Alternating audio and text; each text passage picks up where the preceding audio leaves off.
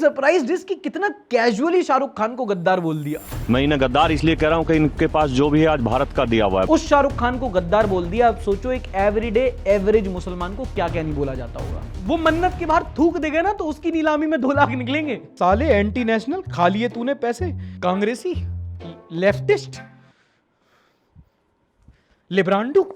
31 तारीख को कुछ ब्लिंकिट ज़ेप्टो के गिग वर्कर्स ने एक स्ट्राइक की। दीपिंदर गोयल ने ट्वीट पे ट्वीट दागे। मैंने सारे पढ़े एंड टू बी ऑनेस्ट मुझे लगता है ऑन द कंपनी साइड वो गलत नहीं बोल रहे हैं। पिछले साल लोग अपनी प्राइवेसी के लिए एआई से डरते थे।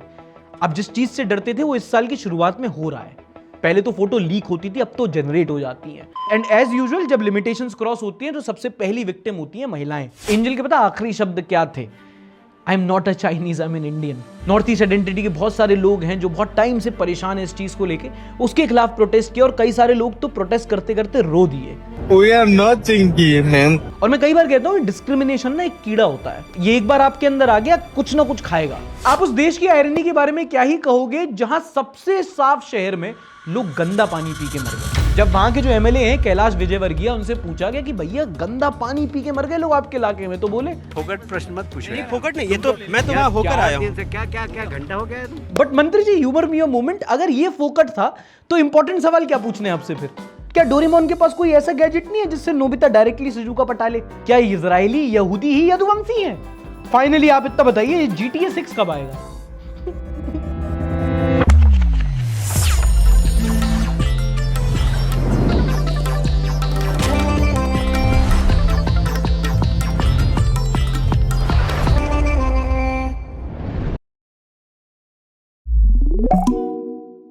नमस्कार, आदाब, दिस इज सार्थक and welcome back on the Sunday show. शुरू करते हैं न्यूज की बात एंटरटेनमेंट के साथ। आप उस देश की आयरनी के बारे में क्या ही कहोगे जहां सबसे साफ शहर में लोग गंदा पानी पी के मर गए। Let that sink in and we move on to the first story. Indore के भागीरथपुरा इलाके में म्यूनिसिपल वाटर सप्लाई में कंटेमिनेशन हुई। जो पानी आता है ना नलके में, इतना गंदा पानी आ रहा था कि उस गंदा पानी को पीकर 1 दर्जन से ज्यादा लोगों की जान जाती है। ये तुमने सुना होगा, पर 250 और लोग अस्पताल में गए। कुल मिला के 3000 से ज्यादा लोग बीमार पड़ गए। ये तो नंबर है जो सामने आया। And let me repeat, India की क्लीनेस्ट सिटी में लोग नाले का पानी पी रहे थे और महीनों से पी रहे थे। कंप्लेन हुई थी, म्यूनिसिपैलिटीज को पता था, एक टेंडर फ्लोट हुआ था, लेकिन कोई देख रेख नहीं। ओवरसाइट शब्द तो हमारी डिक्शनरी में ही नहीं है। और हद कब हुई आपको पता है? जब वहां के जो एमएलए हैं कैलाश विजयवर्गीय, उनसे पूछा गया कि भैया गंदा पानी पी के मर गए लोग आपके इलाके में, तो बोले फोकट प्रश्न मत पूछो। नहीं फोकट नहीं, ये तो मैं तो वहां होकर आया हूँ। क्या घंटा हो गया है? अरे पॉलिटिक्स के इफीवास से इसमें क्या घंटे का था? आपके हाथ में जितनी उंगलियां नहीं है उससे ज्यादा लोग गंदा पानी पी के मर गए, इसमें क्या फोकट है? ना फर्स्ट थिंग फर्स्ट, पहले तो रिपोर्टर की सराहना होनी चाहिए कि उसने कैसे इनके सामना किया। वरना आजकल तो कितनी आम बात है कि दिन में रिपोर्टर लात खाते हैं और रात को एंकर उसी लात के तलवे चाटते हैं। इस्तीफा किस बात की मांग रहे हैं आप? है आपके खिलाफ। हमारे नेताओं को सवाल सुनने की आदत ही नहीं है, घमंड आ गया है। और पहली बार नहीं है इनका। कभी इनका बेटा ऑफिसर के पिछवाड़े को पॉइंट पे खेल देता है, ऑस्ट्रेलिया की वुमेन क्रिकेटर से छेड़छाड़ होती है तो उन्हीं को ब्लेम कर देते हैं। इंदौर वालों, आपका शहर साफ होना हो, नेताओं की मानसिकता बहुत गंदी है। बट मंत्री जी ह्यूमर मी अ मोमेंट, अगर ये फोकट था तो इंपॉर्टेंट सवाल क्या पूछने आपसे फिर? क्या डोरेमोन के पास कोई ऐसा गैजेट नहीं है जिससे नोबिता डायरेक्टली सुजुका पटा ले? रोहित शर्मा बढ़ के नहीं खेलता तो 2023 वाला वर्ल्ड कप जीत जाते, पर नहीं। क्या इजरायली, यहूदी ही यदुवंशी हैं? फाइनली आप इतना बताइए GTA 6 कब आएगा? चलो इसी बीच श्रेया का कमेंट पढ़ते हैं जो बोलती है, do politicians really think that they are completely unaccountable and above all scrutiny, especially after the Indore water contamination case? The audacity is unreal, isn't it? I really think, हाँ सही बोल रहे हो। आजकल जैसा हाल हो गया, politicians really think that they are unaccountable. मैं तुम्हें इसका सिर्फ एक एग्जांपल दूंगा, वो नहीं बोलूंगा कि प्रधानमंत्री प्रेस कॉन्फ्रेंस नहीं कर रहा है, वेरी प्रिडिक्टेबल। कब ऐसा आखिरी बार हुआ है? चाहे भगदड़ हुई हो, चाहे कोई महिला के साथ असॉल्ट हो गया हो, चाहे कोई लोग मर गए हो अस्पताल में या गंदा पानी पीने से, पिछले कितने सालों में एक ऐसा केस गिना दो जब कुछ कांड हो गया हो और किसी नेता ने आके बोला हो कि हाँ हमारी गलती है और हम रिजाइन करते हैं। जबकि जो डेवलप्ड कंट्रीज होती हैं जिनको हमें एम करना चाहिए, मतलब पाकिस्तान से कंपेयर करना तो कर लो, पर वहां पे सबसे पहले यही होता है कि जब कहीं नेता कोई अपना काम नहीं कर पाता है, आरोप भी लगता है, सबसे पहले नेता इस्तीफा देता है, रेजिग्नेशन देता है। हमारे यहाँ किसी को कोई फर्क नहीं पड़ता कि क्या करेंगे रिजाइन करके, बसें जलती हैं जलने दो, लोग मरते हैं, मरने दो, कुछ टाइम बाद भूल जाएंगे। दिल्ली में आज भी पोल्यूशन है, कितनों को याद है। अच्छा, बांग्लादेश में जो हिंदुओं के साथ हो रहा है उसको लेकर भारत में बहुत गुस्सा है, होना भी चाहिए। एक्सपेक्टेड था आक्रोश होना, कुछ धर्म विशेष के लोगों को बांग्लादेशी बताया जाना, ठीक है। पर मुद्दा तब बना जब शाहरुख खान को टारगेट किया गया क्योंकि उन्होंने अपनी आईपीएल की टीम कोलकाता नाइट राइडर्स में एक बांग्लादेशी प्लेयर मुस्तफिजुर रहमान को लिया। Trust me, it sounds irrelevant but was a national issue. Shahrukh Khan जैसे गद्दार लोग, मैं इन्हें गद्दार इसलिए कह रहा हूं कि इनके पास जो भी है आज भारत का दिया हुआ है, भारत की जनता का दिया हुआ है, लेकिन ये पैसा लगाते हैं कहां? जो देश भारत के खिलाफ काम कर रहा है उसके खिलाड़ी पे पैसा लगाएंगे, रहमान जैसे खिलाड़ी पे लगाएंगे। What I am surprised is कि कितना कैजुअली शाहरुख खान को गद्दार बोल दिया, जो इतने टाइम से फिल्म इंडस्ट्री में है, करोड़ों का टैक्स देता है, विदेशों में नेशनल आइकन है, कितना रेवेन्यू जॉब्स जनरेट करता है, पद्मश्री मिला हुआ है, नेशनल एसेट है। उस शाहरुख खान को गद्दार बोल दिया। अब सोचो एक एवरीडे एवरेज मुसलमान को क्या क्या नहीं बोला जाता होगा। खाता है हिंदुस्तान का, बजाता पाकिस्तान का, तो इसको पाकिस्तान भेजना चाहिए। आज मैंने इसका ब्रज की नगरी में आए तो मैंने इसके मुंह पे काली पोती और जो भी इसकी जीभ काट के लेके आएगा मैं उसको 1 लाख रुपए इनाम देंगे। यार ये भोली, देखो दिक्कत नफरत फैलाने से नहीं है, पर रेट तो सही लगाओ। शाहरुख खान की जीभ के 1 लाख, वो मन्नत के बाहर थूक देगा ना तो उसकी नीलामी में 2 लाख निकलेंगे। चलो मान लेते हैं सार के गलत है, पर केकेआर ने तो सिर्फ बिड की ना, बाकी पूरा आईपीएल तो बीसीसीआई कराती है, रोस्टर में कौन से प्लेयर होते हैं बीसीसीआई डिसाइड करती है, और बीसीसीआई कौन चलाता है उसके खिलाफ बोल दिया तो इनकी जीभ नीलाम हो जाएगी। बट इवेंचुअली बीसीसीआई ने कदम उठाया और केकेआर को बोला कि मुस्तफिजुर को तुम अपने टीम से रिलीज कर दो। साले एंटी नेशनल, खा लिए तूने पैसे, बिक गया तू भी, कांग्रेसी, लेफ्टिस्ट, लिब्रांडू। चलो अगली सोशल मीडिया कंट्रोवर्सी, तुमने ग्रोक का नाम सुना है? नाम नहीं मतलब एक फीचर है वो, एक्स का नाम नहीं सुना, ट्विटर का नाम सुना, ट्विटर एक्स ग्रोक। अरे यार क्या तुम न्यूज़ सुनो ना। सोशल मीडिया प्लेटफॉर्म एक्स का एआई फीचर है ग्रोक, जैसे चैट जीपीटी होता है ना। अब पिछले साल 2025 पिछला साल हो गया, डिस्ट्रैक्ट नहीं होते हैं। पिछले साल ग्रोक में एक फीचर आया था इमेज जनरेशन का। आप प्रॉम्प्ट देके कोई भी इमेज जनरेट कर सकते हो, जैसे Sarthak going on a date with Disha Patani. रहा नहीं जाता। आदमी इच्छा के हिसाब से ही जनरेट करता है ना। बट इमेज जनरेशन का कॉन्सेप्ट ही यही है, आप थॉट से इमेज जनरेट कर सकते हो, है ना। किसी भी आदमी को आप कहीं भी भेज सकते हो, उसको जोकर बना दो, उसको कुछ और कपड़े पहना दो। Hello Grok, please generate a fake salary slip.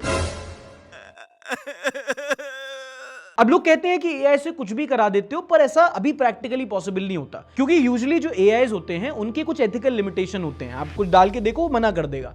पर ग्रोक में ऐसा रिसेंटली नहीं हुआ। लोग किसी भी इंसान की उनके कंसेंट के बिना कैसी भी इमेज जनरेट करवा रहे थे। एंड एज यूजुअल जब लिमिटेशंस क्रॉस होती हैं तो सबसे पहली विक्टिम होती हैं महिलाएं। लोगों ने ग्रोक का इस्तेमाल करके खुल्लम खुल्ला महिलाओं की एक्सप्लिसिट इमेज जनरेट कराने लगे, और कुछ तो यहां तक नहीं रुके, वो बच्चों तक पहुंच गए। और ये सब हुआ उनके कंसेंट के बिना। सिर्फ डिजिटल हैरेसमेंट नहीं, डिजिटल वायलेंस। और जब एलॉन मस्क को लोगों ने बोला कि तुम्हारे प्लेटफॉर्म पे क्या हो रहा है, तो खुद मजाक बना रहा था उस चीज का। और तुम्हें सोच के डर लगता है कि भाई हम कितने अनसेफ वर्ल्ड में पहुंच गए, कितने जल्दी। पिछले साल लोग अपनी प्राइवेसी के लिए एआई से डरते थे। अब जिस चीज से डरते थे वो इस साल की शुरुआत में हो रहा है। पहले तो फोटो लीक होती थी, अब तो जनरेट हो जाती है। This is the world we are living in भाई। उसका कुछ नहीं कर सकते, बस उसका इकलौता सॉल्यूशन अभी के लिए है कि बेटर कंटेंट रेगुलेशन पॉलिसीज हो इन प्लेटफॉर्म्स को और अकाउंटेबल बनाया जाए। और इसी को लेकर इस हफ्ते भारत सरकार ने जितनी भी ग्रोक पे इमेजेस जनरेट हुई हैं, ये डेटा आया है, प्राइवेसी का खनन हुआ है, उसको लेकर ग्रोक को एक नोटिफिकेशन जारी किया है। कहा है कि इस सब को हटाओ और इंश्योर करो कि आगे जाके ऐसा ना हो। डिस्क्लेमर अलर्ट, अगली खबर थोड़ी विचलित कर देने वाली है, आप चाहें तो स्किप कर सकते हैं न्यूज सेक्शन की ओर। कुछ हफ्ते पहले देहरादून में 2 बच्चे, एंजल और उसका भाई माइकल, बाहर निकले हुए थे। फिर वहीं पे नशे में धुत को 2-3 बेरोजगार लौंडे आते हैं और उनकी नॉर्थ ईस्टर्न आइडेंटिटी को लेकर उनकी नेम कॉलिंग करने लगते हैं। वही जो सबको पता है, नॉर्मल हो चुका है, जो बोलते हैं चिंकी, चाइनी, मोमोस ये वगैरह। जब एंजल ने उनको कन्फ्रंट किया तो उस पर उसके भाई पर हमला कर दिया, डंडे चाकू से मारा। अल्टीमेटली बच्चे की मौत हो गई। वैसे एज मैटर नहीं करती, बस सिर्फ 24 साल का था।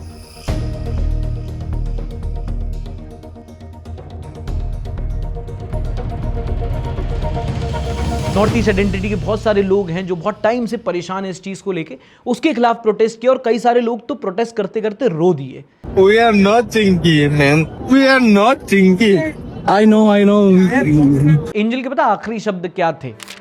I am not a Chinese, I am an Indian. And ये बोल के बड़ा अजीब लगता है, बाहर के देशों में बोलते हैं कि इंडियंस के खिलाफ रेसिज्म नहीं होना चाहिए, पर रेसिज्म हमारे यहाँ कितना होता है। और मैं कई बार कहता हूँ डिस्क्रिमिनेशन ना एक कीड़ा होता है, ये एक बार आपके अंदर आ गया कुछ ना कुछ खाएगा, या हिंदू मुस्लिम या ऊंच जात नीच जात या मर्द औरत या फिर ये इडली मोमो, तुम कुछ करोगे।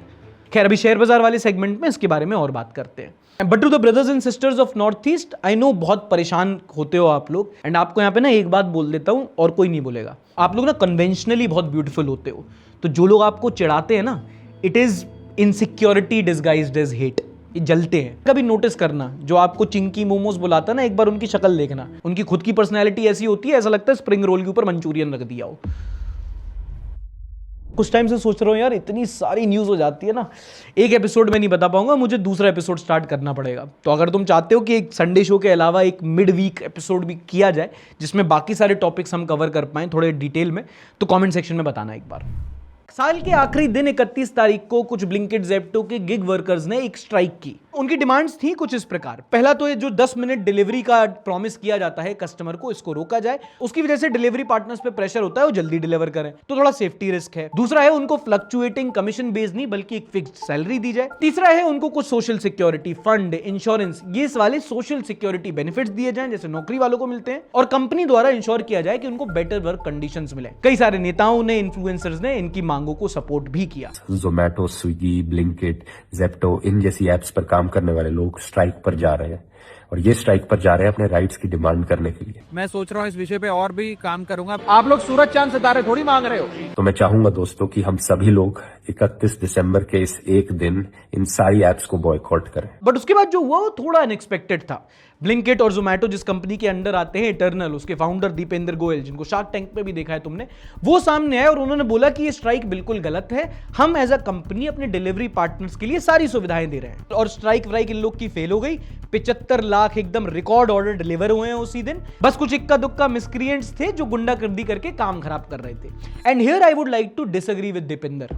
अगर आपके डिलीवरी पार्टनर्स और उनकी यूनियंस प्रोटेस्ट कर रहे हैं, आप उनको ऐसे मिसक्रिएंट और अनसोशल एलिमेंट्स बोल के ऐसे गैसलाइट नहीं कर सकते। सब अपने हक के लिए लड़ रहे हैं, थोड़ी मैच्योरिटी दिखाओ। उसके अलावा जो इनकी तरफ से क्लैरिफिकेशन आया उसको डिस्कस करते हैं, जहां उन्होंने बोला कि भाई ये बिल्कुल गलत है कि डिलीवरी पार्टनर्स को एक्सप्लॉइट किया जा रहा है, हम अपनी तरफ से ये चीजें करते हैं। उन्होंने पॉइंट बाय पॉइंट काउंटर किया। पहला तो ये कि भाई कम पे किया जाता है, तो उन्होंने बोला कि जो देखो ईपीएच है, अर्निंग पर आवर, वो बढ़ा हुआ है। अगर तुम पूरा कैलकुलेट करो तो ऑन एन एवरेज एक डिलीवरी पार्टनर 26,000 रुपए कमाता है। अगर तुम उनका तेल वेल का खर्चा हटा भी दो तो भी 21,000 रुपए मंथली कमा रहा है हमारे यहाँ बंदा। और उसके ऊपर जो लोग टिप देते हैं वो डायरेक्टली पूरी की पूरी इनको जाती है, हम पेमेंट गेटवे चार्जेस भी नहीं लेते। फिर भैया 10 मिनट में डिलीवरी की हड़बड़, उनकी सेफ्टी का क्या?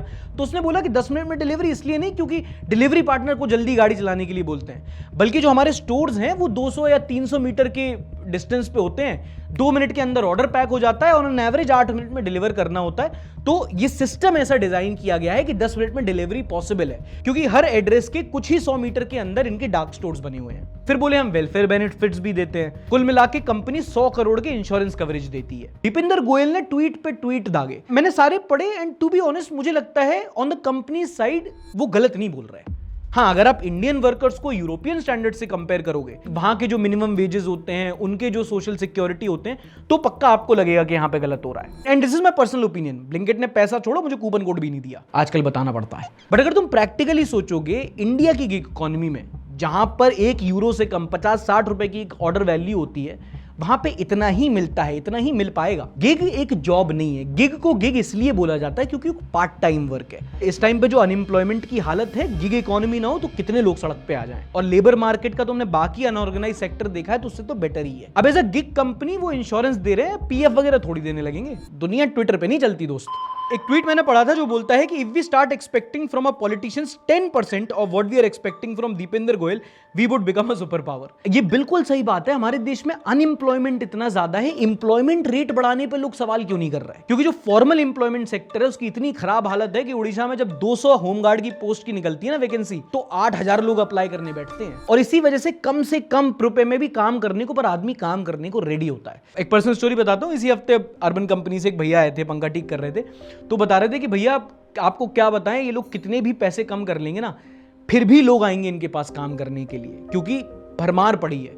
हम कह रहे हैं हमें 10,000 कम मिल रहा है, 7,000 में लोग काम करने को बैठे हैं, और अगर वो भी परेशान हो जाए तो लोग 4-4 हज़ार में काम करने को बैठे हैं, क्योंकि मार्केट में हालत इतनी खराब है।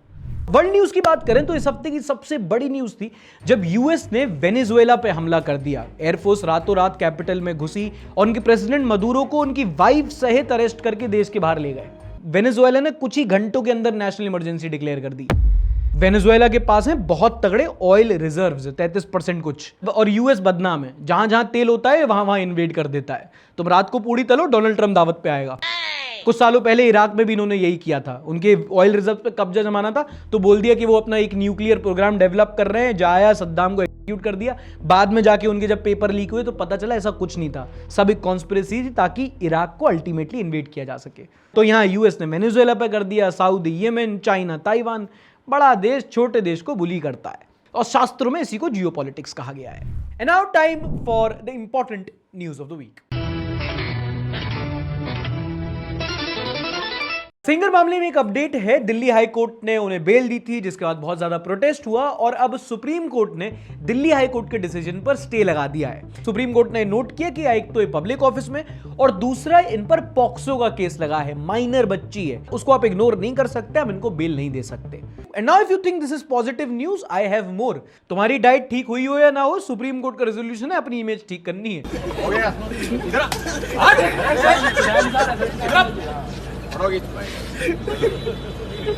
अरावली में भी प्रोटेस्ट होने के बाद कोर्ट ने माना कि भाई इंडिपेंडेंट जांच होने की जरूरत है और नवंबर में दिए गए अपने ही ऑर्डर पर स्टे लगा दिया है कि भैया अब नहीं होगा। बता, पूरा मार्केटिंग का पैसा खराब, इससे अच्छा मैं कैंपेन कर ही लेता। पर इन दोनों इंस्टेंसेस से ये तो समझ में आ गया कि भाई हमारा प्रोटेस्ट करना, हमारा आवाज उठाना, सोशल मीडिया पे ट्वीट डालना, स्टोरी डालना, बात करना वेस्ट नहीं जाता। पब्लिक जब जोर लगाती है तो सिस्टम हिलता है। And now let's turn the page and ask कि अरावली में इतना माइनिंग के पीछे क्यों पड़े हुए थे लोग? क्योंकि माइनिंग करने के लिए है भी बहुत कुछ। आजकल ईवी, न्यू एनर्जी का जमाना है और सबसे ज्यादा वैल्यूएबल होते हैं रेयर अर्थ मिनरल्स, और ये रेयर अर्थ मिनरल्स इंडिया में बहुत हैं। एमिकस ग्रोथ की इस हफ्ते रिपोर्ट आई जो बताती है India has the 3rd largest rare earth mineral reserves in the world. हमारे ऊपर सिर्फ 2 देश हैं, एक ब्राजील जिसके पास 21 मिलियन टन के रिजर्व्स हैं और चाइना जिनके पास 44 मिलियन टन के रिजर्व्स हैं। पर इतने रिजर्व्स होने के बाद भी प्रोडक्शन की बात करें तो इंडिया 7th नंबर पे आता है, क्योंकि रेयर अर्थ मिनरल्स ऐसा नहीं है कि आपने निकाला यूज करने लगे। इनकी प्रोसेसिंग और रिफाइनिंग बहुत टेढ़ी खीर होती है और प्रोडक्शन और रिफाइनिंग जिसने कंट्रोल कर ली वही सप्लाई कंट्रोल करता है। और इस मामले में पूरी दुनिया में सिर्फ एक देश का नाम आता है, वो है China. Over 95 and some estimate से over 97% of world supply of rare earth minerals China control करता है। जलवा है हमारा। और चाइना दुनिया के किसी भी देश से कितना आगे है तो मैं कंपैरिजन के लिए बताऊं, रेयर अर्थ मिनरल्स का 2024 में इंडिया में सालाना प्रोडक्शन था लगभग 3000 टन का, चाइना का था 2,70,000 टन। इंडिया, यूएस, ऑस्ट्रेलिया, यूरोप कोई आसपास भी नहीं आता। पर हम अभी भी प्रोसेसिंग में बहुत पीछे हैं, मतलब रिसोर्सेज हैं पर इस्तेमाल करने की कैपेसिटी नहीं है। इट्स लाइक कंट्री के पास पॉपुलेशन बहुत हो पर उनके पास जॉब्स ना हो। Some country I am talking about, I don't know which country. अरे बेटे तुझे थकान नहीं लग रही क्या? नैना सिंह बोलती है, I personally feel like singer was given bail just to deviate the people's attention from Aravalli. नहीं दोस्त, ऐसा नहीं है, मतलब कि एक मुद्दे से भटकाने के लिए दूसरा मुद्दा किया गया। इस टाइम हमारे देश की सिचुएशन ऐसी है कि दोनों मुद्दे हैं, तो समझ रहे हो ना। अच्छा, कुछ सालों पहले हमारे देश का नया पार्लियामेंट इनॉग्रेट हुआ था, पर आप में से कुछ ही लोगों को पता होगा कि जो पुराना पार्लियामेंट है उसको बताया जा रहा था कि अब एक म्यूजियम बना देंगे, म्यूजियम ऑफ डेमोक्रेसी। आज से 3 साल पहले उस म्यूजियम को खुलना था पर वो आज तक नहीं खुल पाया है, क्योंकि टाइम पर अगर कोई काम हो जाए तो सरकारी काम किस बात का। और उसमें डिले कहां हो रहा है, I expect you to guess, क्योंकि पार्लियामेंट में म्यूजियम बनेगा तो किसकी मूर्ति आएगी, किसकी फोटो आएगी, किसके काम के बारे में कितनी और क्या बात होगी, इस पर मतभेद तो चलेंगे ही। पर पार्लियामेंट की इस अपडेट में पता फनी बात क्या है कि नमूने नए वाले में भरे और म्यूजियम पुराने वाले को बना रहे हैं। सफेद कपड़ा, टीएमसी, डीएमके, कांग्रेस सबके ही भरे हैं उसमें, मैं कोई किसी को पॉइंट आउट थोड़ी कर रहा सर। ओके, कोई एंटरटेनमेंट अपडेट। 2020 में हुए चाइना और इंडियन आर्मी के बीच में जो गलवान क्लैशेस हुए थे उसके ऊपर सलमान खान की एक पिक्चर आ रही है जिसका ट्रेलर लॉन्च हुआ इसी हफ्ते, और उसको लेकर चाइना में बड़ा ज्यादा मतभेद है। उन्होंने कहा है कि ये मूवी फैक्ट्स को ट्विस्ट करके बता रही है, चाइना को ना बैड लाइट दिखा रही है। एंड इंडियन गवर्नमेंट ने for a change, to my surprise, पता क्या कहा कि ये तो फिल्म मेकर का क्रिएटिव फ्रीडम है, उनको जो दिखाना है वो दिखाएंगे, इसमें हम थोड़ी कोई कट लगवा सकते हैं। खिकी खिकी खिकी खिकी खिकी। And playing on past glory, Sunny Deol की मूवी बॉर्डर 2 आने वाली है जिसका प्रमोशन मैंने देखा बहुत खराब था। फिर मैंने CGI देखा, मैंने कहा यार प्रमोशन तो फिर भी अच्छा ही था।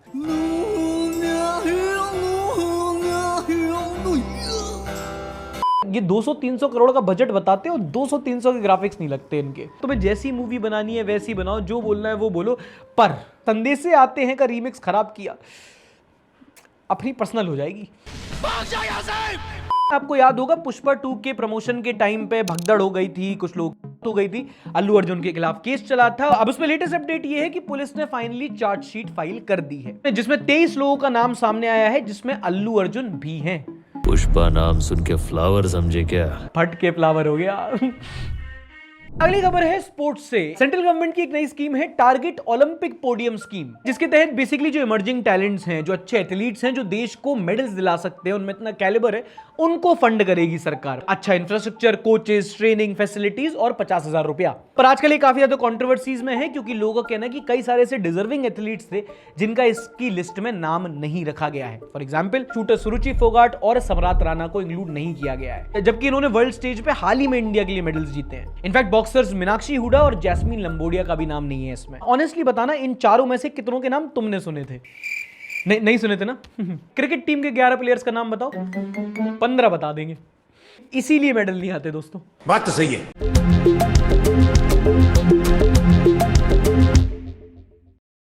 इस हफ्ते दुनिया की सबसे बड़ी घटना हुई जब सऊदी अरेबिया ने यमन के मुकल्ला पोर्ट पर हमला कर दिया, जहां उनका यूनाइटेड अरब एमिरेट्स पे आरोप है कि वो शिप भर के सेपरेटिस्ट ग्रुप को हथियार पहुंचा रहा था। अब तो मैं वर्ल्ड कॉन्टेक्स्ट में बता दूं, यमन सीरिया इराक की तरह कंट्री है, जहां पे कोई बड़े बड़े देश जैसे कि यूएई, सऊदी अपने प्रॉक्सी वॉर चलते हैं। ईरान हाउतीज को फंड करता है, फिर यूएई उनके अपोजिशन को फंड करता है, फिर सऊदी अरेबिया उनको करता है। एक पूरी खिचड़ी बनी हुई है। इनफैक्ट सोमालिया, सूडान, ऐसे बहुत सारे छोटे छोटे गरीब देश हैं जिनको बड़े देश अपना प्रॉक्सी वॉर जोन बनाए रहते हैं, जहां हमेशा इंस्टेबिलिटी रहती है, लड़ाइयां चलती रहती हैं, जहां से फिर बड़ी संख्या में लोग इमिग्रेंट्स और रेफ्यूजीज बन के दूसरे देशों में जाते हैं। फिर वो देश बोलते हैं कि हमारे यहाँ आके हालत खराब कर रहे हो। ये एक्सेप्ट नहीं करते इसलिए क्योंकि हमने तुम्हारे देश की हालत खराब की। खैर, अटैक के बाद सऊदी की डिमांड ये है कि एमिराती फोर्सेस यमन को खाली करें, जिसको उन्होंने एक्सेप्ट कर लिया है। एंड लाइक आई सेड, ये पूरा मिडिल ईस्ट जोन का पूरा कॉन्फ्लिक्ट बहुत कॉम्प्लेक्स है। अभी के लिए इतना अपडेट था। इन दिनों बांग्लादेश की तरह ही ईरान में एक पब्लिक अपराइजिंग देखने को मिल रही है। However in the opposite context, वहां पे फंडामेंटल इस्लामिस्ट कब्जा कर चुके हैं और यहां पे फंडामेंटल इस्लामिस्ट के खिलाफ ही लोग प्रोटेस्ट कर रहे हैं। अगर आपको नहीं पता तो Iran is one of the most regressive countries in that sense. वहां कितने टाइम से खबरें आ रही हैं कि औरतें अपने हक के लिए लड़ रही हैं, क्योंकि यूएस ने सैंक्शंस लगाए हैं तो इकोनॉमी बहुत खराब हो चुकी है। $1 90-95 रुपया पहुंच गया है तो हम लोग परेशान हो गए। पता है वहां पे $1 कितने रियाल है? 1.4 मिलियन, लगभग 14 लाख रियाल। इतनी खराब हालत है वहां पे। तो इसलिए वहां का यूथ, स्टूडेंट सब सड़क पे उतर गए हैं।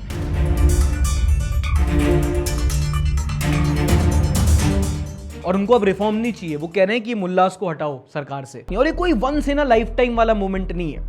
दुनिया भर में 200 के करीब देश हैं और जो मैंने रियलाइज किया है कि एट एनी गिवन पॉइंट एक साल में कहीं ना कहीं दुनिया में एक बड़ा कॉन्फ्लिक्ट चल रहा होता है। किसी साल रशिया यूक्रेन का होगा, किसी साल इजराइल पैलेस्टीन का होगा, कभी इंडिया पाकिस्तान होगा, कभी ईरान सऊदी होगा। तो ये वर्ल्ड जियोपॉलिटिक्स में चलता रहता है और जब आप थोड़ा डिग डीप करोगे तो सबकी जियोपॉलिटिकल सिचुएशन पढ़ने का मौका मिलता है। Okay, moving on to the next news. ये फोटोज आपने जरूर देखी होंगी, नहीं देखी है तो देख लो। उमर खालिद 2 हफ्ते की अपनी बेल के बाद अब वापस जेल में चले गए हैं और आसाराम 2 हफ्ते की जेल के बाद वापस बेल पे चले गए हैं।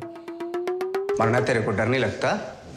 ठीक है, किसको बेल मिलनी है, किसको जेल मिलनी है, ये कानूनन प्रक्रिया है, अपन इस पे बात नहीं करेंगे। पर जिन जगह पर उमर खालिद और सोनम वांगचुक जैसे खूंखार अपराधियों को रखा जाता है, मेरे दिमाग में सवाल आया कि दरवाजे की उस तरफ जेल की जिंदगी कैसी होती है। दोस्तों क्यूरियोसिटी से पूछ रहा हूं, मन नहीं है मेरा। आसान है ना, कल उठा लिया जाऊं मैं।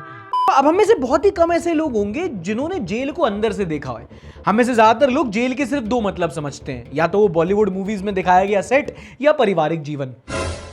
देखो, शादीशुदा हो तो डिसएग्री तो नहीं करोगे। अभी रिसेंटली इंडिया जस्टिस रिपोर्ट आई थी, उसके अंदर का पार्ट था प्रिजन्स इन इंडिया। कई सारी सिविक बॉडीज रिपोर्ट को निकालती हैं, टाटा ट्रस्ट इसको फंड करता है। जैसे कि देश में कितनी जेल है, कितने कैदी हैं और किस किस तरह के कैदी हैं, कैदियों के अंदर लाइफ कैसी होती है, उन्हें कौन सी फैसिलिटीज मिलती है और उनका इंटरनेट स्पीड हमसे तेज कैसे होता है। सारी चीजें आजकल ऑनलाइन ही हुआ करती हैं। तो हथकड़ी बांध लो, बिना हवालात भेजे तुम्हें हवालात की सैर कराता हूं in the spotlight this week.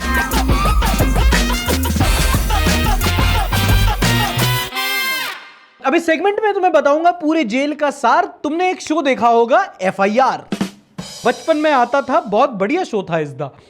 उसके अंदर जो तुम देखते हो ना वो जेल नहीं होती, वो होता है लॉकअप। मतलब कल अगर तुम कहीं चोरी करते पकड़ गए, मोर प्रोबेबल किसी को छेड़ दिए, तो पुलिस तुमको पकड़ के पहले लॉकअप में डालेगी। फिर किसी ने आके तुम्हारी बेल कराई तो ठीक है, वरना एक रात को मजा तो बहुत आता है।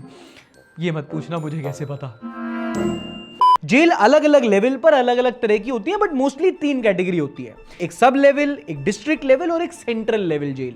And as the name suggest, अपराध, अपराधी और जेल तीनों का प्रमोशन एक साथ होता है।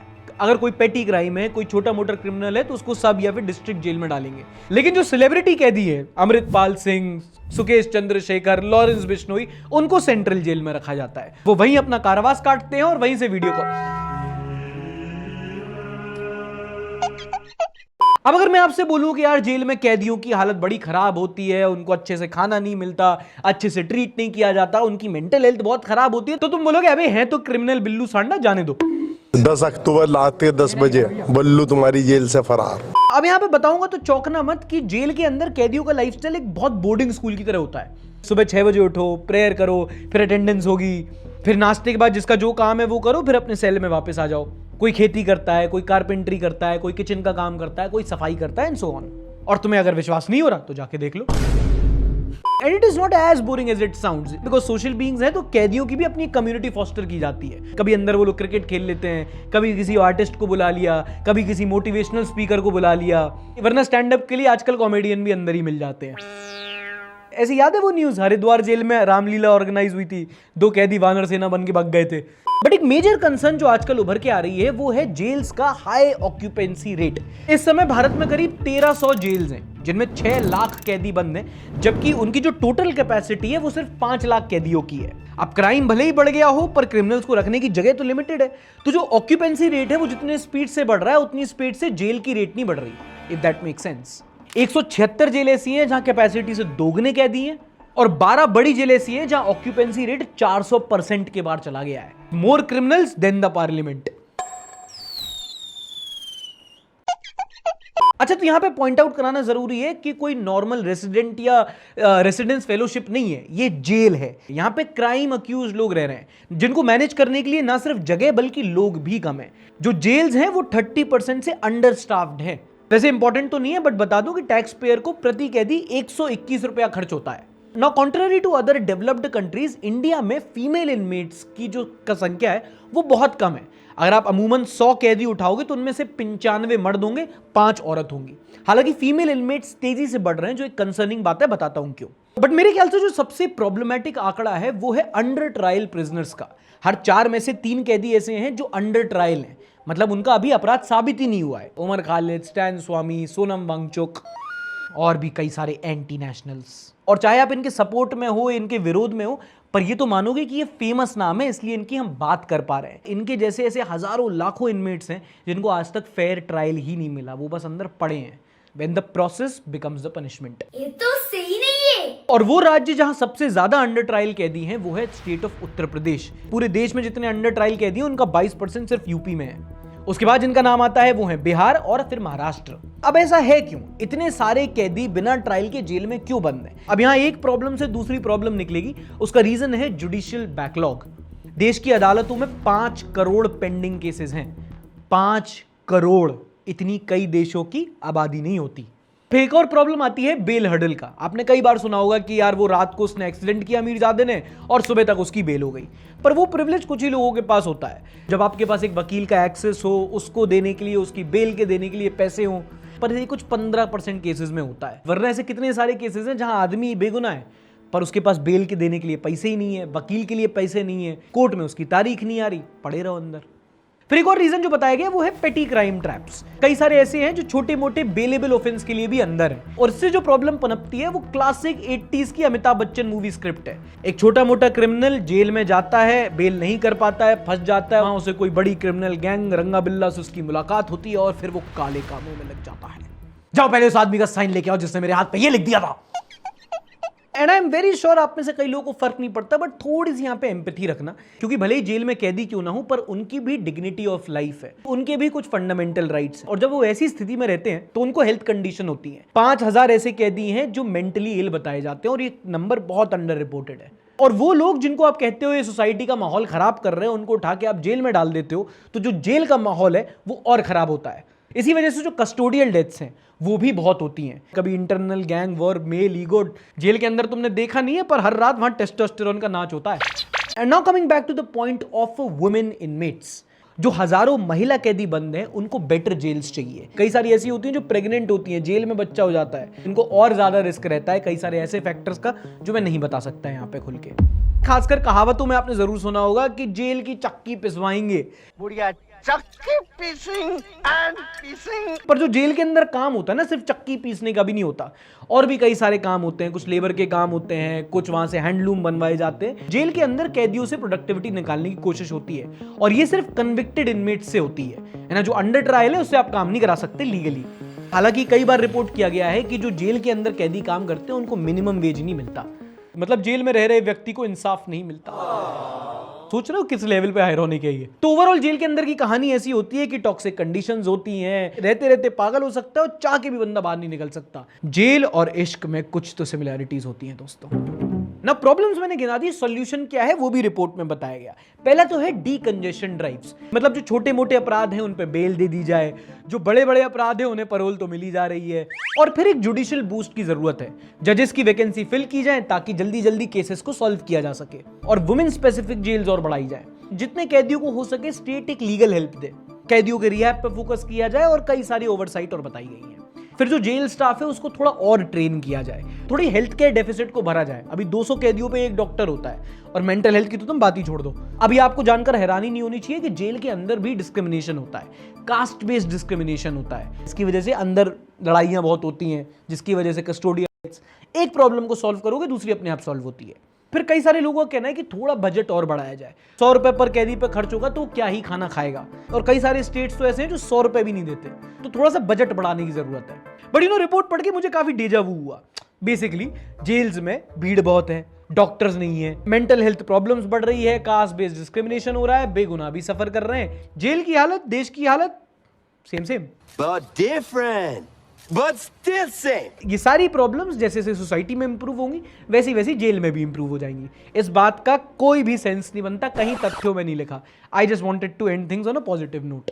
क्या बात है। By the way, recommendation of the week, अगर इसी टॉपिक पे तुम कोई एक अच्छा डॉक्यूमेंट्री देखना चाहो तो नेटफ्लिक्स पे ब्लैक वारंट नाम की एक डॉक्यूमेंट्री है, ये जेल के अंदर की लाइफ पे ही बनाई गई है, जाके देखो, अच्छी लगेगी। पसंद आए तो लाइक करना। अगले सेगमेंट की ओर बढ़ते हैं। कुमार दास बोलते हैं, भैया जी बंगाली हैं बट एक बार भी वीडियो वेस्ट बंगाल पे नहीं बनाया, लगता है भैया जी की फटती। पहली बात, मैं बंगाली नहीं हूं, but thank you for reminding भाई। We are starting the Bengal series soon, तो उसके लिए 2-3 चीजें हैं, पहले से बता देते हैं। एक तो हम लोग ढूंढ रहे हैं स्पॉन्सर्स, तो अगर आप एक ब्रांड हैं जो इस सीरीज से एसोसिएट होना चाहें, मैं ये नहीं बोलूंगा अच्छा काम है ये सब वगैरह, बिहार फॉर विगनर्स सीरीज जाओ, वो देख लो, प्रोडक्शन देख लो, काम देख लो, कन्वर्जन देख लो, व्यूज देख लो, वो सब देख के हमारे पास आओ बात करने के लिए। We would definitely love to work with you. Then we are looking for collaborators. अगर आप बंगाल बेस्ड एक इन्फ्लुएंसर हैं, एक जर्नलिस्ट हैं, तो प्लीज हमारे साथ जुड़िए, हम आपकी हेल्प के साथ बंगाल को थोड़े बेहतर तरीके से कवर कर पाएंगे। And also we are looking for a local producer. तो अगर आपका कंटेंट प्रोडक्शन में एक्सपीरियंस है, आप बंगाली बोल सकते हो और कुमार दास भाई की तरह ताने मार सकते हो, तो we are looking for you and we would want to work with you. अगर आप हमारी बंगाल सीरीज के साथ जुड़ना चाहें तो लिंक डिस्क्रिप्शन में दे रखा है।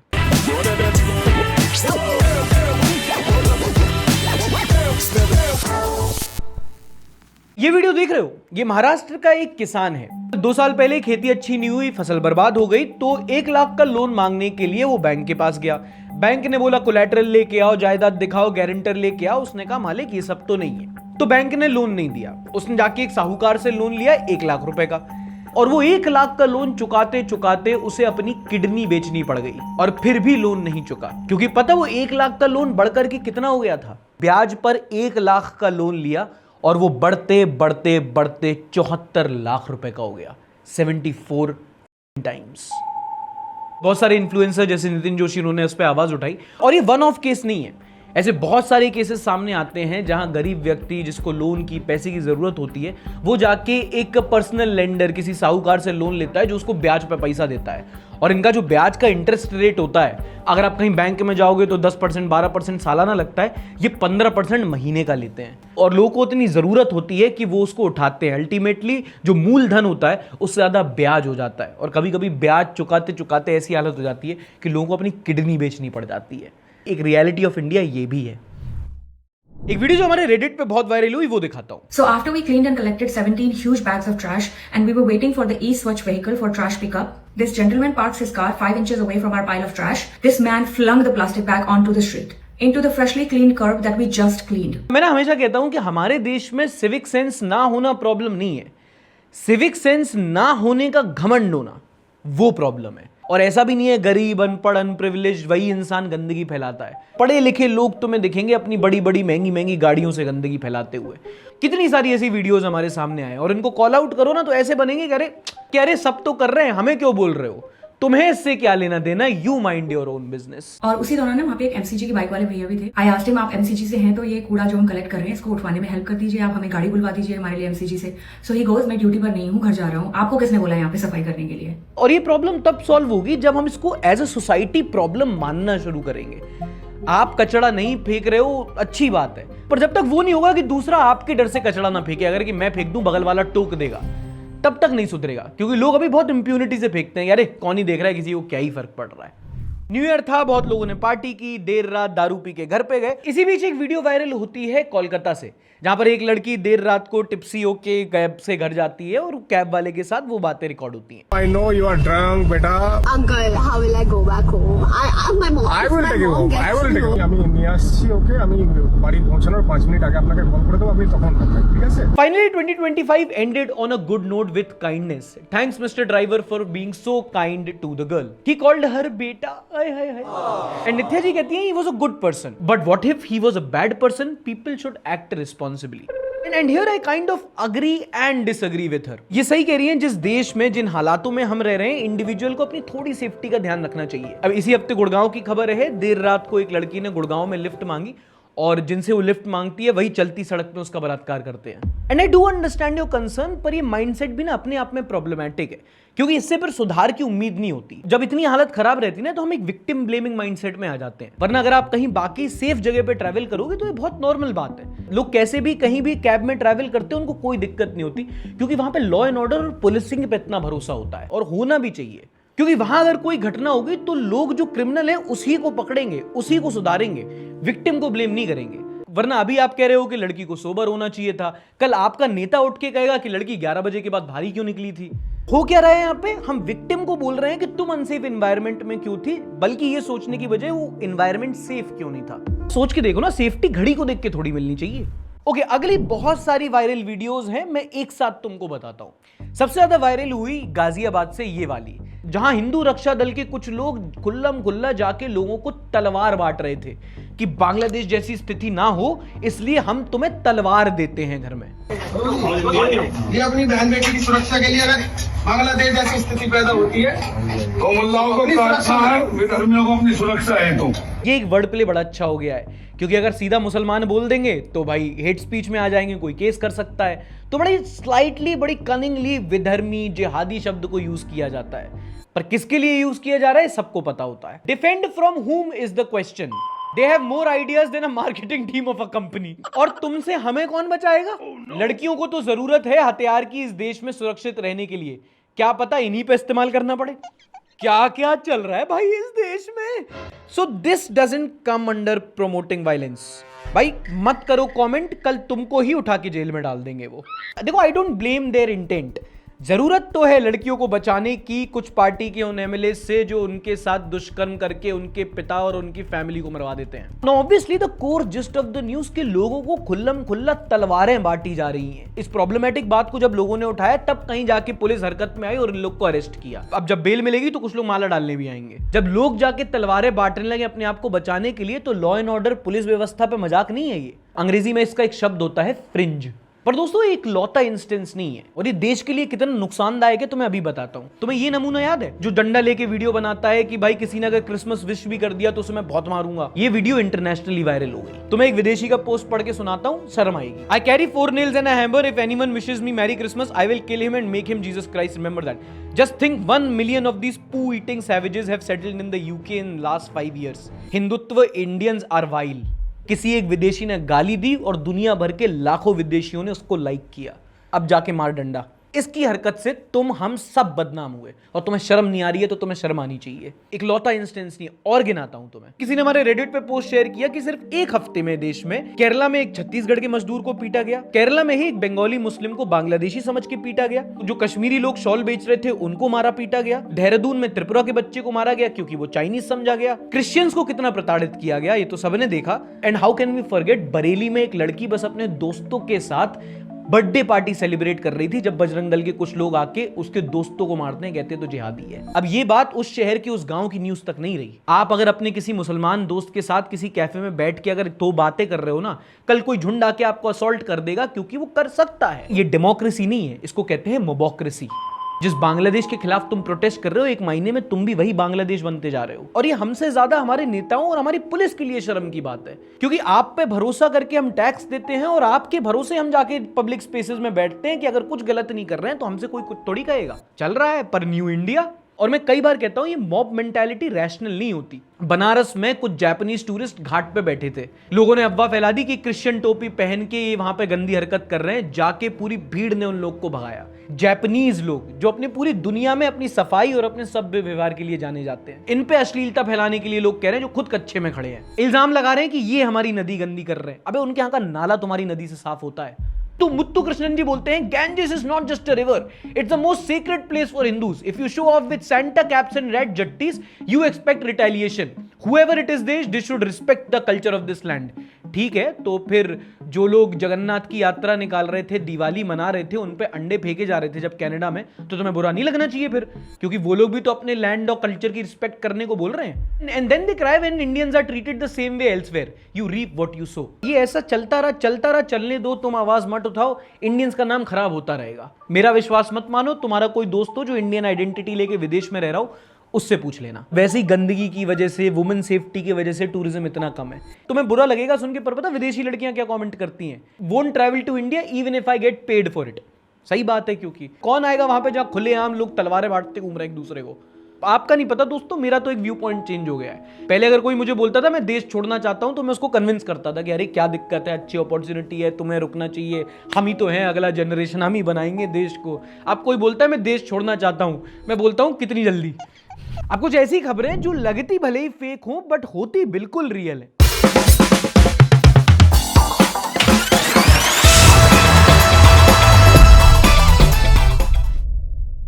बहुत सारे लोगों ने 1 तारीख को अपना न्यू ईयर बनाया, किसी ने पार्टी की, किसी ने दोस्तों के साथ एंजॉय किया, कोई पहाड़ों पे चला गया, और दिल्ली की ये मोहतरमा तो सीधा छत से। क्या बात कर रहे हैं? बच गई, अपना टाइम आ गया baby. Good way to end new year, that too happily. भाई थोड़ा सा यहाँ वहां होती ना तो न्यू ईयर छोड़ो ये खुद एंड हो जाती। वंस मोर, इस बार थोड़ा लेफ्ट प्लीज, ये अच्छा है। न्यू ईयर को 12 बजे एक लड़की दिल्ली के बीचों बीच छत से पानी में कूद रही है और मरने से इतना बच रही है। अब ये कितना एक्साइटिंग है, सोचो कौन रुक के नहीं देखेगा। पर यही एक्साइटमेंट जो है ना, ये ले डूबता है, क्योंकि ये लड़की पानी वीडियो 100% फेक है। ना जगह असली, ना पानी असली, और ना लड़की असली, और ना वो बेबी टाइम आ गया वो असली। AI generated content. ये वीडियो बहुत वायरल हुई, लोगों ने मेरे साथ शेयर की कि देखो भाई क्या क्या हो रहा है दिल्ली में। And I don't blame them, क्योंकि लोग आसानी से मान लेते हैं, हर कोई कमेंट सेक्शन में खोल के नहीं देखता ना कि असली है या AI है। बट आपके साथ ये वीडियो साझा करने का मतलब यही है कि कोई भी वीडियो जो आपको बहुत एक्स्ट्रा ऑर्डिनरी लगे, कि जैसे आजकल जंगल सफारी की बहुत वीडियोज आती हैं कि शेर आया इंसान को लेके खा लिया, हाथी और शेर में लड़ाई हो गई, एक गाड़ी जो गिरते गिरते एक पेड़ में बचा ली, बहुत सारी ऐसी वीडियो जो आपको देख के लगे वाओ कितना क्रेजी हो गया। मोस्टली आज की डेट में AI स्लॉप है, फेक है, AI जनरेटेड है। ध्यान रखा करो थोड़ा। कई बार खबरें असली लगती हैं पर होती फेक हैं, पर कई बार ऐसा भी होता है जो खबरें फेक लगती हैं पर होती असली हैं। जैसे हाल ही में झारखंड कोर्ट ने एक व्यक्ति को जो 200 किलो गांजे की तस्करी करते पकड़ा गया था उसे बाइज्जत बरी कर दिया, क्योंकि पुलिस ने कहा कि रेड में जब्त किया गया 200 किलो गांजा एविडेंस, मौकाए वारदात से जब्त किया गया सबूत चूहे खा गए। 200 किलो गांजा चूहे खा गए। चूहों का पता नहीं, पर जिसने ये बहाना सोचा थोड़ा तो उसने भी फूका था। तुम एक सेकंड लिए सब साइड में, खुद बहाना देख रहे हो तुम। 200 किलो मतलब भाई, अगर आपको नहीं पता, गांजा ऐसी चीज है 200 ग्राम में इनका पूरा थाना क्षेत्र झूम जाएगा। कह रहे हैं 200 किलो चूहे खा गए। ओ ला ला ला। और कोर्ट को बरी करना ही पड़ा, क्योंकि भाई केस ही इतना स्ट्रॉन्ग बताया था, क्योंकि प्रोसिक्यूशन ने बता ही नहीं पाया कि आरोपी को किसने और कहां पकड़ा था। कि वो वहीं से पकड़ा था। ओ क्या मतलब पता नहीं, गांजा चूहों ने खाया, भंड पूरा थाना है। भारी मिस्टेक हो गया सर, एकदम ब्लंडर हो गया। और ऐसा पहली बार नहीं है, ऐसा कई बार हुआ है जब पुलिस ने रेड मार के ड्रग्स पकड़े और बाद में कोर्ट को जाके बोल दिया कि जो भैया हमने रेड मारी थी ना वो चूहे खा गए। कौन है ये लोग, कहां से आते हैं? और मेरे को कोई दिक्कत नहीं है, पर बहाने तो अच्छे मारो। कुत्ता, गधा, कोई भी बोल दो, चूहा जॉइंट के साइज का जानवर 200 किलो खा जाएगा। और जज साहब मान भी गए, बोल रहे होंगे ठीक है, कानून अंधा ही नहीं भंड भी है। चलिए चूहों से चलते हैं गाय की ओर। कौन आया मारने? भाई साहब मैं तो खबर बता रहा हूं बदायूं की, जहां एक व्यक्ति की मौत हुई और उसकी 13वीं में गांव वालों को रायता पिलाया गया। अब ये रायता जिस भैंस के दूध, गाय नहीं थी, भैंस थी, जिस भैंस के दूध से बना था उसकी कुछ ही दिनों बाद रेबीज से मौत हो जाती है। तो पूरा गांव इतना डर जाता है कि जिसने रायता पिया था वो रेबीज का इंजेक्शन लगवाने चला जाता है। अब पता मेरे दिमाग में जेन्युइन सवाल है कि यार बात तो सही है कि अगर किसी भैंस का दूध पी लूं और बाद में पता चले कि उस भैंस को रेबीज है तो क्या मुझे भी हो सकता है? तो डॉक्टर साहब ने बताया कि ऐसा कुछ नहीं है, क्योंकि जो रेबीज वायरस होता है वो दिमाग और सलाइवरी ग्लैंड्स को इन्फेक्ट करता है, मतलब थूक वगैरह। दूध को इफेक्ट नहीं करता, अगर थोड़ा सा करे भी तो अगर आप जब उसको गर्म करोगे, उबालोगे, टेंशन खत्म। कल तुमने मटन खाया और बकरे को बुखार निकला, तुम थोड़ी पैरासीटामोल खाते घूमोगे। इस बात का ना कोई सेंस नहीं बनता। क्या क्या बोलता रहता हूं यार मैं। पर खैर सेंस तो इस बात का भी नहीं बनता कि बच्चों से फोन छीन लिए जाएं। याद है पिछले हफ्ते की न्यूज जहां पंचायत ने लड़कियों के लिए फोन्स बैन कर दिए थे? जब वीडियो वायरल हुई तो लोगों ने बोला कि यार बड़े रूढ़िवादी लोग हो आप लोग, सिर्फ लड़कियों पे पाबंदियां लगा रहे हो। उन लोगों ने भी माना कि हाँ ये शायद हमने गलत कर दिया, तो उसको ठीक करोगे? करेंगे कैसे? लड़कों पे भी पाबंदी लगा देते। हाँ, यूपी के बागपत में एक पंचायत ने फैसला किया है कि 18 साल से कम के लड़कों को भी फोन नहीं देंगे अब वो। फुल इक्वालिटी नहीं, ये मजाक हो रहा है, एक सेकंड यार, मजाक हो रहा है। और ओवर कॉम्पेंसेट करके एक कदम और आगे जाएंगे कि अब 18 साल से कम के लड़के हाफ पैंट भी नहीं पहनेंगे।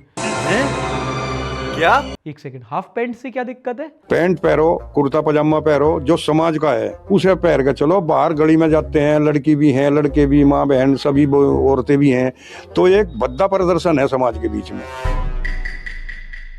मैं अगर पिटा तो तुमको भी मारूंगा। भाई मुझे माफ कर दो, सॉरी भाई, मेरे से गलती हो गई भाई। आजकल की टेक्नोलॉजी वाली दुनिया में बच्चों को डिजिटल सेवी होने से रोक रहे हैं। इनको लग रहा है बड़ा रेवोल्यूशनरी वाला काम कर रहे हैं। इनकी मुहिम है कि पूरे यूपी में करना चाहिए इस चीज को।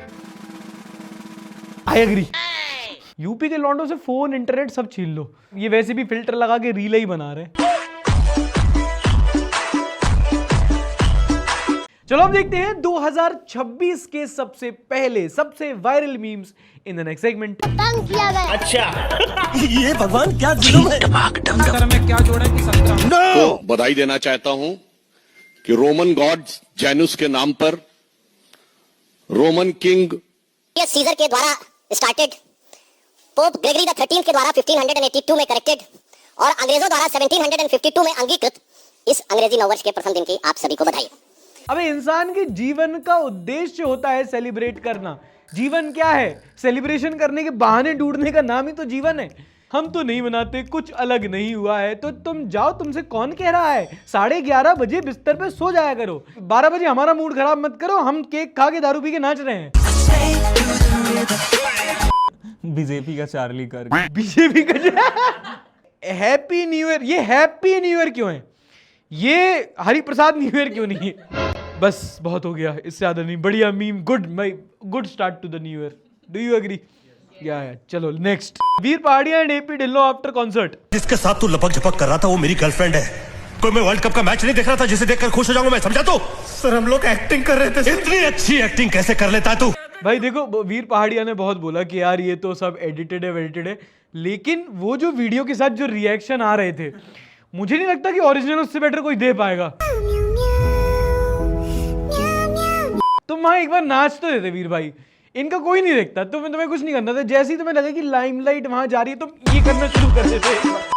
इतनी अच्छी एक्टिंग कर कैसे लेता है तू? इतनी अच्छी एक्टिंग कर लेता तो मूवी फ्लॉप थोड़ी। दुनिया खत्म ही नहीं हुई।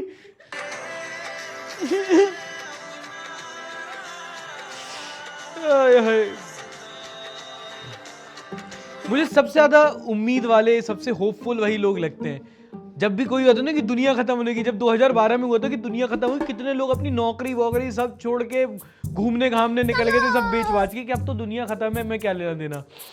चाचा झूठा निकला, पकड़ो उसको। चाचा शायद 3036 बोलना चाह रहे थे। चाचा ने भी लूप होल ढूंढ लिया अपना। मोदी इतना बेकार आदमी है ना। मैं तो नीरव मोदी की बात कर रहा था। रेखा गुप्ता जी के फंड द्वारा लगाई गई है ये पोल सहित light. Daily tax payer after seeing this. Credit ऐसी ऐसी बातों का लेते हैं ना। रोड ट्रेन का उद्घाटन चलो चलता था, अब तो तुम लोगों ने अत कर दी है कि लाइट लगाई है पर डंडे सहित। ऐसा भी नहीं है भाई साहब कि हमारा कोई बिजली विभाग का आदमी खड़े होके ऐसे लाइट दिखा रहा फ्लैश। नहीं, डंडा लगाया साथ में हमने। पंचायत में प्रधान जी भी लगाए थे ना। हाँ। आया नहीं था उन्होंने। लेकिन प्रधान जी का पीआर भी तो इतना अच्छा नहीं था। दिल्ली वालों ने क्या नमूना चुन। दिल्ली वालों में बिल्कुल सूट करता है यार ये, आसमान से गिरे खजूर में हटके।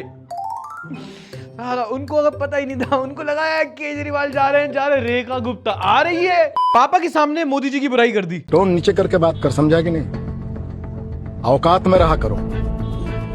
तो बता दो तुमको औकात हम अभी।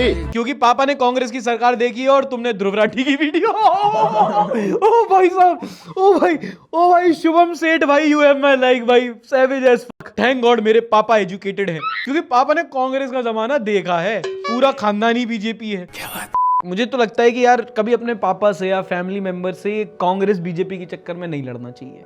ठीक है, तुम्हारे अपने ओपिनियन होंगे, उनके अपने ओपिनियन होंगे, वो मोदी जी को पसंद करते होंगे, तुम कांग्रेस को पसंद करते होंगे, पर सबको पता है कि अगला बड़ा नेता तो अखिलेश ही है। कब आओगे मेरे अखिलेश, तुम्हें यूपी बुलाती है। When we discuss about movies, when we discuss about politics, एक दूसरे से भाई बहस मत किया करो पॉलिटिक्स के चक्कर में। जब उसके खाने में जहर मिला सकते हो तो बेड पे बैठने वाला बीजेपी वाला होगा। कितने लेयर में इसने कमेंट किया तुम समझ रहे हो? उसने हायरार्की, सोशल, कास्टिज्म सब मिला दिया उसने। How it feels explaining to Indian that you don't need to insert another religion to celebrate yours. जय अल्लाह जीसस वाहिगुरु दी खालसा राम जी दी फतेह। Merry Diwali.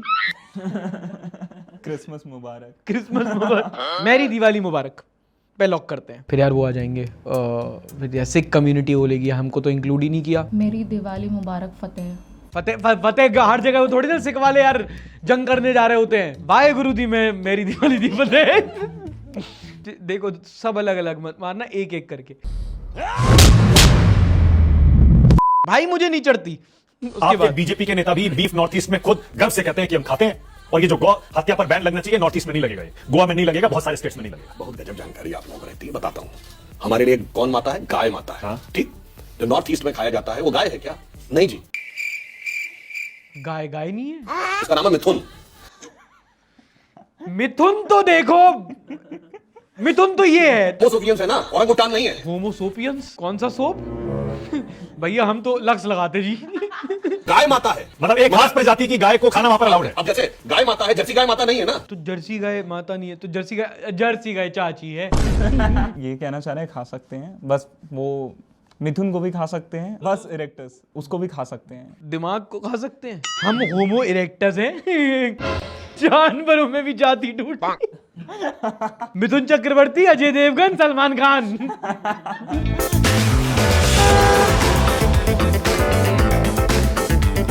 Secular people after watching this, Bangladesh में कौन क्या कर रहा है मुझे उससे क्या लेना देना।